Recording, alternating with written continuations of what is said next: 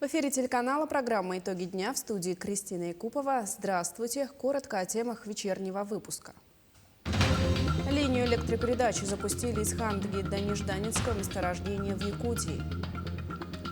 В рамках федеральной программы развития образования завершается капитальный ремонт столичной школы номер 10. Между Якутией и Благовещенском начал курсировать пассажирский поезд. Участники фестиваля «Лето Якутия» распишут объекты креативного кластера в Якутске. Фонд Харысхал объявил о начале акции «Добро в руках» в помощь маленькому мальчику. Смелые решения и эффективный подход к работе. В республике состоялся запуск линии электропередачи Хандга-Нежданинская, которая даст импульс развитию всей республики не только в области золотодобывающей промышленности, но и в смежных секторах инфраструктуры и экономики. Детали узнавала Надежда Саханская.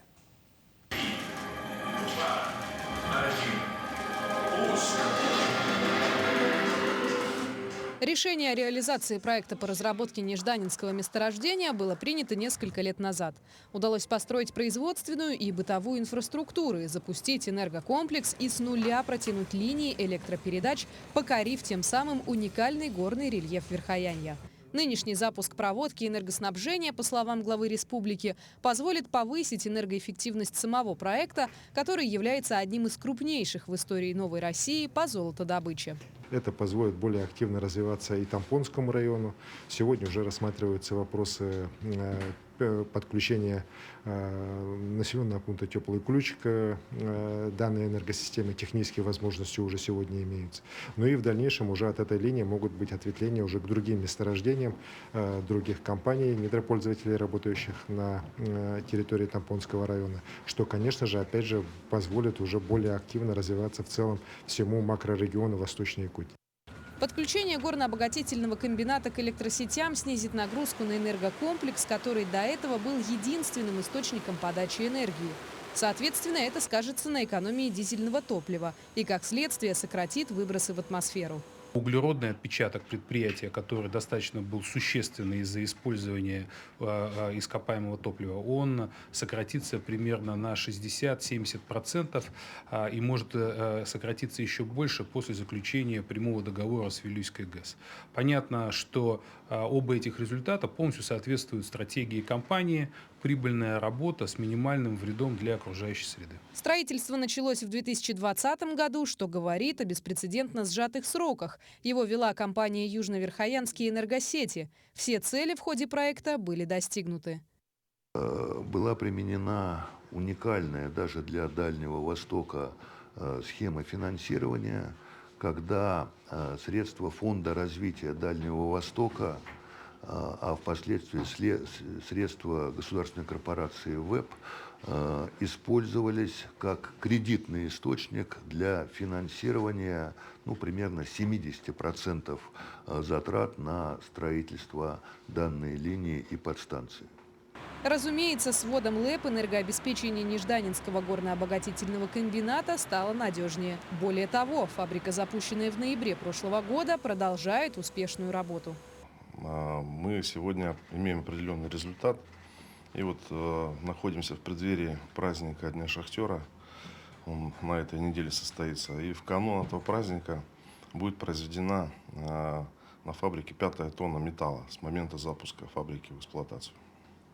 Стоит отметить, что сам проект состоялся благодаря правительству Российской Федерации и соответствующим решениям правительственной комиссии по социально-экономическому развитию Дальнего Востока. Безусловно, запуск такой линии электропередач – историческое событие для золотодобывающей промышленности республики и всей страны в целом. Надежда Саханская, Джулустан Иннокентьев, Якутск. По поручению главы республики Айсена Николаева правительственная комиссия во главе с первым вице-премьером Дмитрием Садовниковым посетила Булунский район. Рабочая группа выезжала на плотину озера Мелкое, где на днях из-за усиления фильтрации воды произошел обвал на одном из участков. Подробнее в материале Лидии Гасанбалаевой. С момента ЧС в Тиксе ситуация с плотиной улучшается. Правительственная комиссия ознакомилась с ходом восстановительных работ. Сейчас на месте продолжается отсыпка грунта для укрепления плотины и ее уширения. Отсыпано свыше 5000 кубов, работают 6 единиц техники, самосвалы, погрузчики и виброкаток. Осталось отсыпать еще порядка 7000 кубов. В ночь с 18 на 19 августа ГУП ЖКХ производил гиперхлорирование воды питьевой. Ограничений водоснабжения нету, опасности для населения нет. Все объекты ГУП ЖКХ работают в штатном режиме.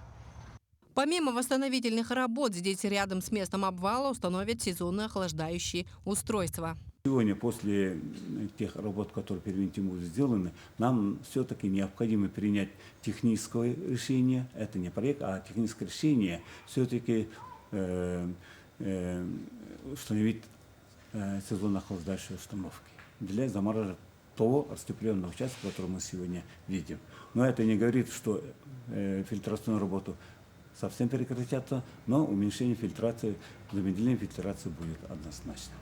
Гидротехническое сооружение было построено здесь в конце 60-х, начале 70-х годов. И последние несколько десятков лет никем не обслуживалось. В прошлом году объект был передан на баланс муниципалитета. В ближайшее время угрозы обмеления нет, но во избежание этого в будущем необходима реконструкция.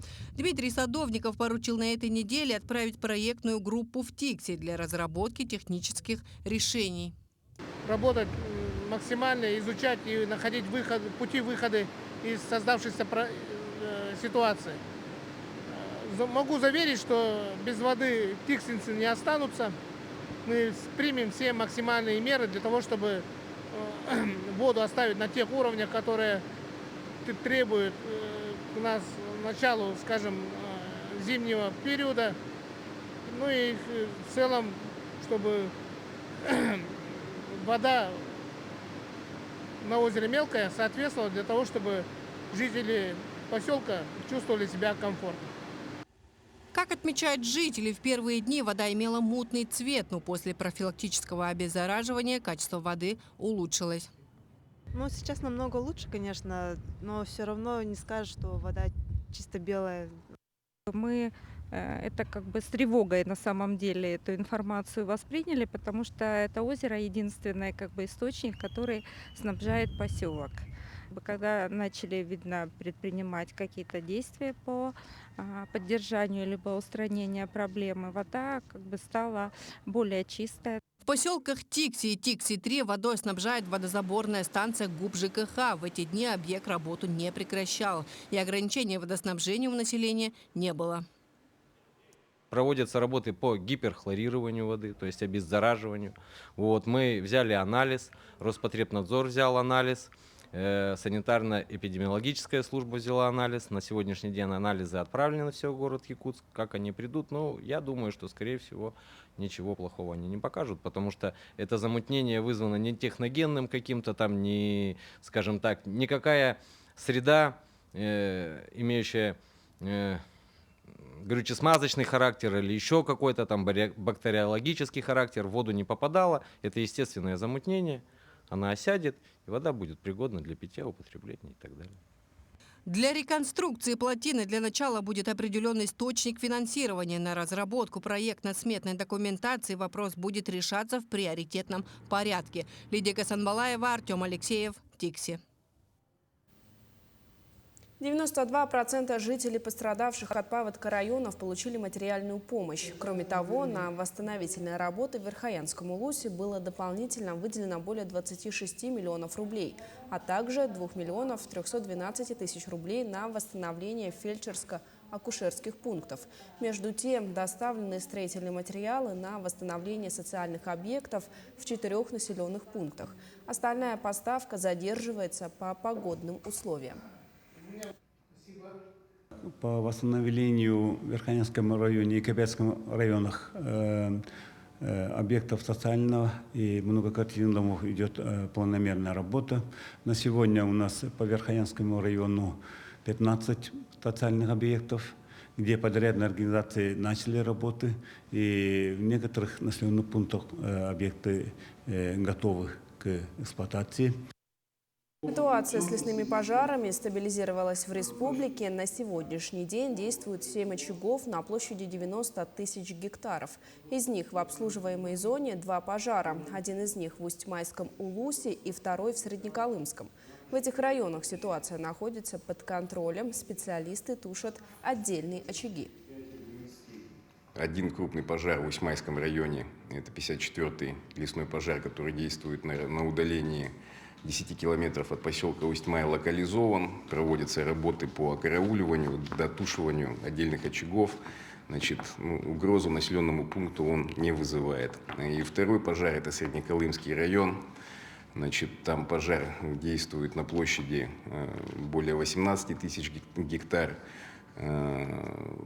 В районе населенного пункта Сылгы-Итар.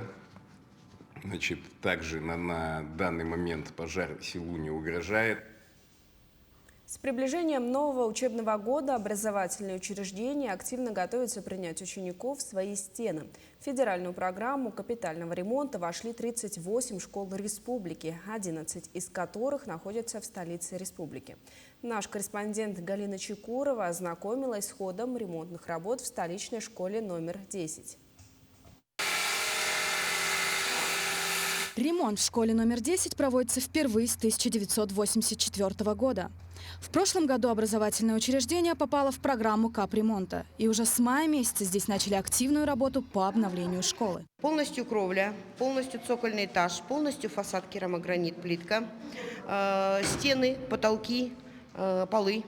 Причем полы, кафель, коридоры, как положено по санпинам, линолеумы в классах, везде утепление на всех 3 этажах. Ремонт столовой, ремонт спортивного зала. Надо понимать, что мы с 1984 года без ремонта, вообще, с момента открытия.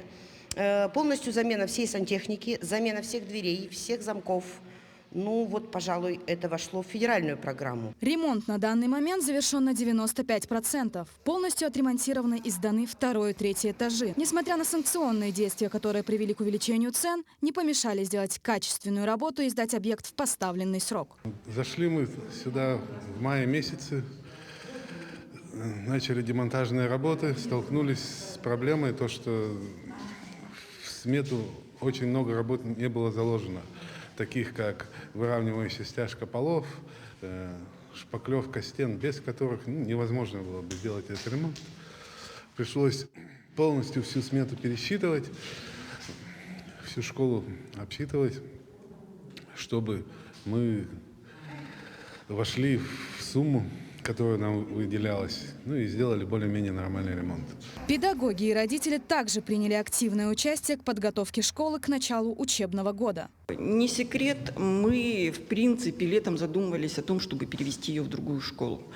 А сейчас, глядя на эту обновленную школу, конечно, сомнения все исчезли. Мы думаем, что действительно она доучится в этой школе и получит хорошие знания и теплоту, ту, которую действительно вложили в эту школу и строители, тем более педагоги и директор школы.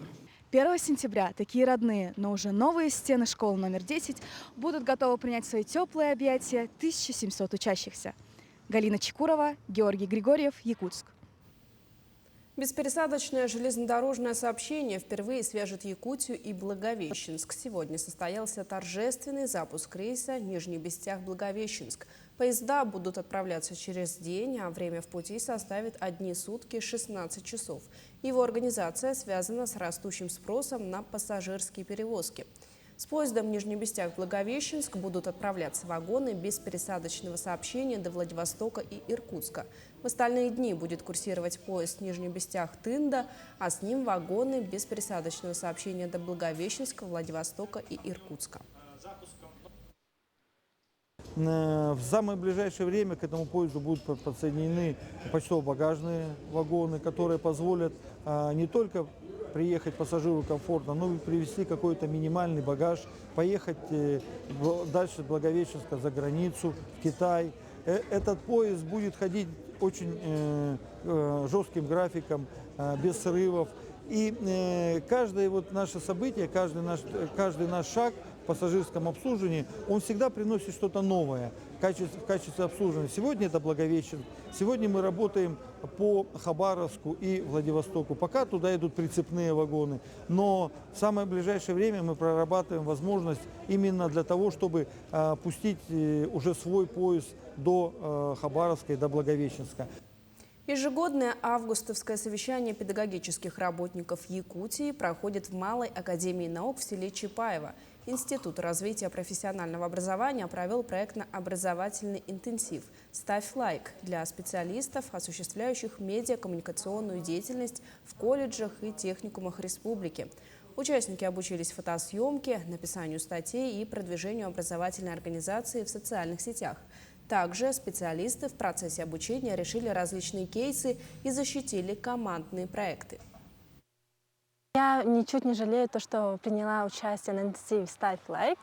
Узнала очень много нового, например, как составлять статьи правильно и как нужно фотографировать, его функции камеры, очень многого. И также вообще о понятии контент, то есть как нужно продвигать свой сайт организации и вообще что нужно для этого сделать. Это проект о создании медиаплатформы на YouTube-канале. Там будут представлены рубрики, направленные на профориентацию молодежи, абитуриентов, школьников и также о развитии системы профессионального образования. Фестиваль современной культуры «Лето Якутия» завершился в Якутске. Опытные, а также начинающие художники представили свои эскизы на заданную тему. Победители удостоятся честью увековечить свои работы на фасадах столицы. Полина Долинская с подробностями. С давних времен человек рисовал на стенах своего жилища. Именно благодаря самым ранним картинам у нас теперь есть бесценное знание о истории наших предшественников. Они имеют большое значение для человечества, поскольку изображают жизненные действия, повседневные пейзажи и традиции того времени, когда они были созданы, давая нам возможность посмотреть на разнообразие наших культур в разные периоды. Наравне с тем, как менялось время, менялась и культура, но рисунки на стенах не утратили своей актуальности. Из года в год на территории нашей республики появляются новые муралы. Примечательно и то, что в основном они выполнены в национальном стиле, с сохранением идентичности народа Саха. Это вполне естественный процесс, учитывая то, что мы идем к своей национальной идентичности, такими вот путями. И именно сейчас это интересно, и в этом есть наша сила и индивидуальность. Фестиваль современной культуры «Лето Якутия» проходит уже не первый раз. Ежегодно талантливые художники республики предлагают новые идеи для благоустройства городской среды. В этом году победителями стали 3 участника и 1 команда художников. С ними и будет заключен контракт по росписи фасадов. Отбор был с 4 июля по 4 августа. Мы получили немного заявок. На данный момент мы отобрали 4 художников, из них 1 группа и 3 художника, граффитиста. У нас есть несколько объектов на территории креативного кластера и на улице Труда. У нас есть тема, у нас есть направление, но каждый художник предлагает свои эскизы, свои индивидуальные авторские эскизы. К росписи муралов победителей фестиваля приступят уже в начале сентября. Стоит отметить, что в республике идет системная работа по улучшению городской среды. И муралы, как вид уличного искусства, не только облагораживают города и села, но и помогают зафиксировать важные для общества смыслы. Работы художников становятся хорошим напоминанием о ключевых общественных и политических событиях последних десятилетий, а также повествуют о неизменных ценностях, о любви и семье. Полина Долинская, Семен Семенов, Якутск. В подмосковной Кубинке завершился масштабный форум «Армия-2022». В его рамках прошли армейские игры. Это настоящая олимпиада среди солдат. Самый зрелищный вид – это танковый биатлон, но кроме него бойцы состязаются в стрельбе, рукопашном бое и вождении. Есть соревнования среди водолазов, подводников и связистов. В рамках игр проходят турниры и по киберспорту. Причем его организаторами стали якутские специалисты. Подробности у Максима Кардозу. Уже в 4-й раз на площадке международного форума проходит кибертурнир по двум направлениям – «Мир танков» и «Counter-Strike». В этом году за звание лучших из лучших боролись 120 команд из России и Беларуси. Поединки стартовали еще в феврале. До финала добрались по 8 сборных в каждой из номинаций. Все соревнования в этом году, включая и масштабный финал в парке «Патриот» во время форума «Армия-2022», провели якутские специалисты. В чемпионате требуются особые навыки, как в сборе команд, как в настройке этих команд, в настройке серверов, в настройке игр, ну и самое главное – это профессиональное комментирование. Собственно говоря, коллеги из Якутии, это команда «-72 eSport», представила своих профессиональных тренеров, своих профессиональных комментаторов для организации этого турнира. Трансляция этих турниров в интернете привлекла огромное внимание, большую аудиторию. То есть помимо тех людей, которые были здесь на площадке, было большое количество людей, которые наблюдали за этим чемпионатом, непосредственно сидя дома у себя через интернет. Киберспортивную площадку посетил и глава республики Айсен Николаев. Он отметил, что опытом Якутии в организации такого перспективного направления, как киберспорт, заинтересовались различные ведомства и другие российские регионы. В этом году Якутия показывает себя на форуме «Армия», наверное, впервые так широко. И благодаря поддержке Министерства обороны, лично министра обороны Сергея Кужугетовича Шойгу, мы как субъект совместно с соответствующими подразделениями Министерства обороны взяли на себя организацию выставки по киберспорту. Киберспорт – это очень сейчас развивающееся направление, и оно несет в себе на самом деле достаточно серьезную и содержательную часть. Ну и уже чисто, скажем так, это очень важно для подготовки специалистов для некоторых отраслей, уже которые сегодня востребованы Министерством обороны. Международный форум «Армия-2022» завершился, но якутская IT-команда покидать резиденцию в парке «Патриот» пока не собирается. До конца августа наши специалисты проведут еще несколько кибертурниров. Максим Кардозу, Виктор Олесов, Кубинка, Московская область. Благотворительный фонд «Харысхал» объявляет начало ежегодной республиканской акции «Добро в руках» для первоклассников и всех учащихся общеобразовательных школ. В этом году вырученные средства будут направлены в помощь Пете Матвееву на покупку специального небулайзера. Какая сумма необходима для сбора и о том, как можно помочь мальчику, узнала Светлана Амосова. Хроническое вегетативное состояние, генерализованная эпилепсия, носитель трахеостомы, бронхиальная астма и дыхательная недостаточность 3-й степени. И все эти диагнозы были поставлены маленькому Пете Матвееву. Мальчик подключен к аппарату искусственной вентиляции легких уже 8 лет. Все оборудование, которое нужно для малыша, Минздрав поставил, да, то есть у малыша есть все, что нужно. Но для ведения более активной и качественной жизни ребенку необходим специальный небулайзер для постоянного приема лекарственных средств без отключения от ИВЛ. Чтобы приобрести его, необходимо более 128 тысяч рублей. Его можно будет приобрести здесь, то есть он здесь есть у местных поставщиков, ну и в принципе, то есть мы его сможем приобрести и поставить уже в сентябре. Благотворительный фонд «Харысхал» на протяжении нескольких лет перед Днем знаний объявляет о сборе средств нуждающимся детям. Суть акции заключается в том, что 1 сентября вместо покупки большого количества цветов ребята всем классам приобретают один красивый букет для учителя и сэкономленные деньги направляют в помощь детям. Увидела в статусах то, что проводится такая акция, и отправила в родительский чат, где родители охотно поддержали эту идею. Вместо букетов в этом году детям выдадут флажки с надписью «Я помогаю» и закладки «Твори добро». 1 сентября, надеюсь, состоится торжественная линейка перед школой, где соберутся все дети, и остальные классы тоже смогут увидеть, что вот оказывается есть такая акция, и можно оказывать помощь таким вот способом. Каждый класс, который примет участие в нашей акции, получит благодарственное письмо от нашего фонда и навсегда будет увековечен на нашем сайте. Там мы пропишем, что вот этот класс молодцы, собрались, договорились и сделали хорошее, доброе дело. В акции «Добро в руках» могут принять участие все желающие классы из всех уголков республики, кому неравнодушна судьба и здоровье Пети Матвеева.